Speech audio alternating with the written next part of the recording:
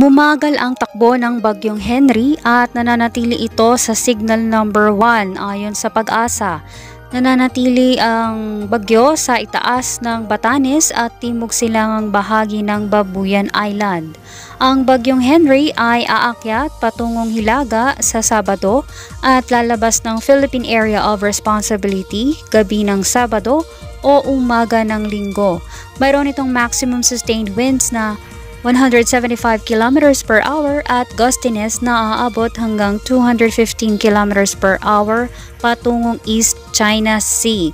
Samantala, sa loob ng 12 oras, maaaring makaranas ang Batanes at Babuyan Island ng mga pabugso-bugsong pag-ulan na posibleng maghatid ng mga pagbaha sa Ilocos Norte, Apayao at Cagayan.